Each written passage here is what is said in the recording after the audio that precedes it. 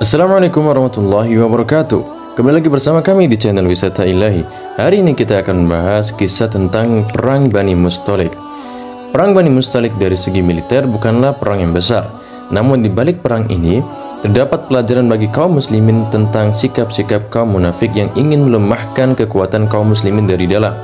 Sebagaimana yang terkandung dalam peristiwa dusta atau yang disebut hadithul ifki yang terjadi di akhir perang ini.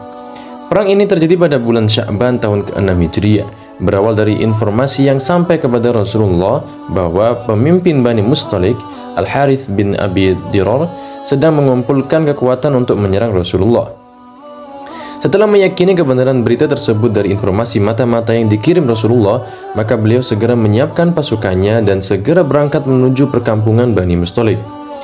Harith bin Dirar segera mengirim mata-matanya untuk mendapatkan informasi tentang tentara kaum muslimin. Namun mata-mata tersebut berhasil ditangkap kaum muslimin dan dibunuhnya. Berita tersebut membuat pasukan musuh menjadi sangat ketakutan dan kekuatan mereka pun mulai berpecah belah. Maka ketika pasukan Rasulullah datang menyerbu mereka sekaligus, tidak beberapa lama semua pasukan musuh berhasil ditumpas. Sedangkan kaum wanita dan anak-anak ditawan.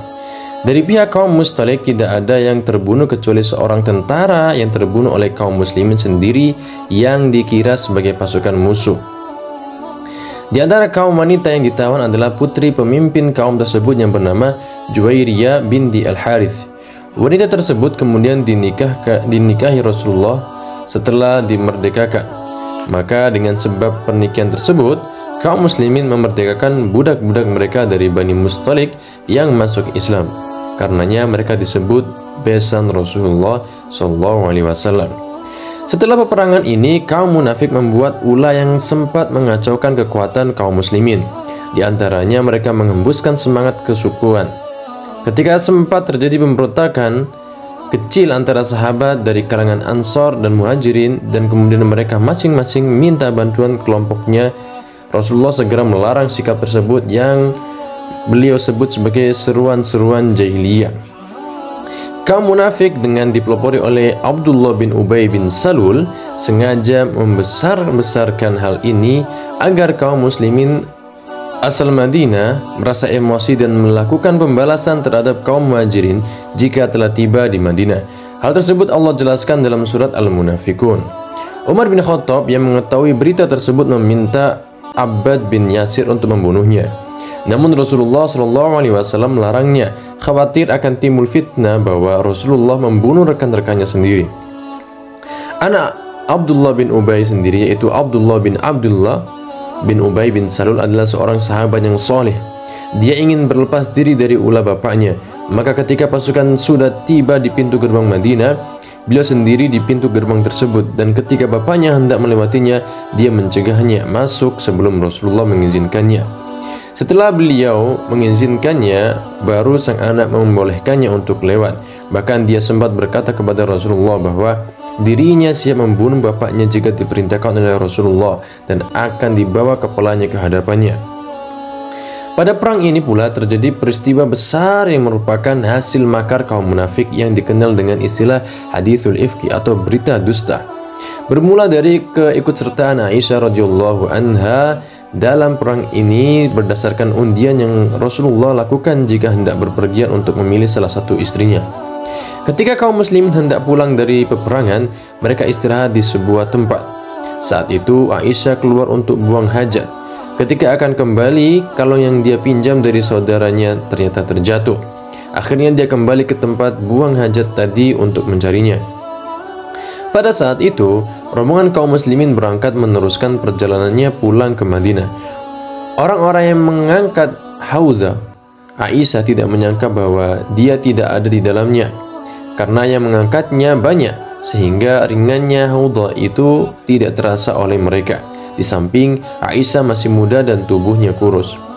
Maka ketika Aisyah kembali setelah menemukan kalung tersebut, didapatinya tempat semula telah kosong, tidak ada seorang pun. Akhirnya dia duduk di sebuah pohon dengan harapan mereka akan kembali apabila menyadari bahwa dia tertinggal. Saat menunggu itulah dia tertidur.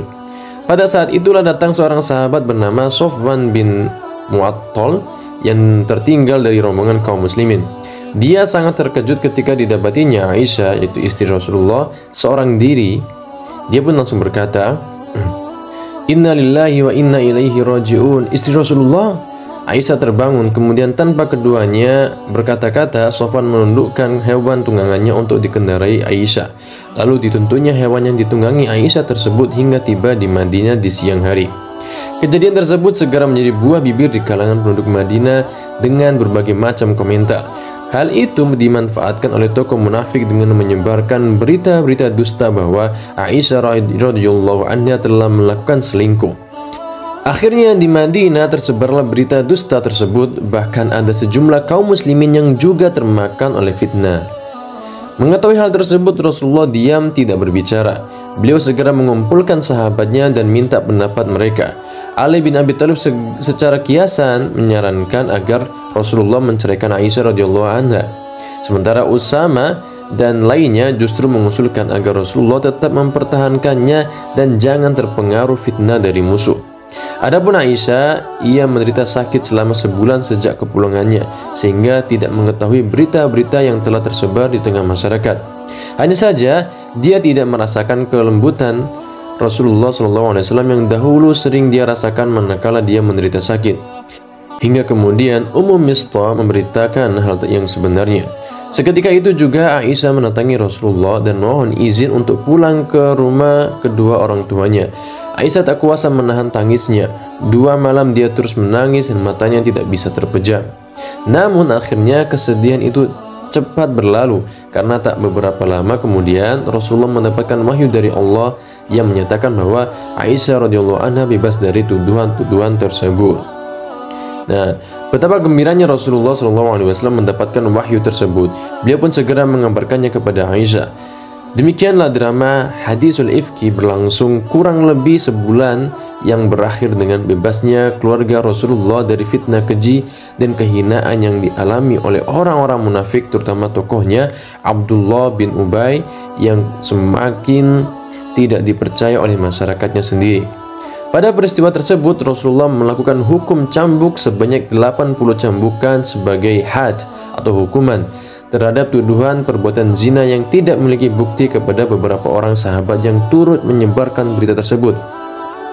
Di antaranya Mistah bin Usasa, Hasan bin Sabit, dan Hamna binti Jahsh. Yaitu adalah kisah tentang perang Bani Mustalik dan juga diakhiri dengan kisah berita dusta yang dialami oleh Rasulullah dan Aisyah. Bagaimana mereka berdua difitnah, ya Aisyah difitnah berselingkuh dengan salah satu sahabat, dan ini disebarkan oleh orang-orang munafik yang diketuai oleh Abdullah bin Ubay bin Salul. Semoga kisah ini bisa memberikan kita inspirasi, nasihat, pelajaran yang sangat luar biasa. Sekian dari kami. Assalamualaikum warahmatullahi wabarakatuh.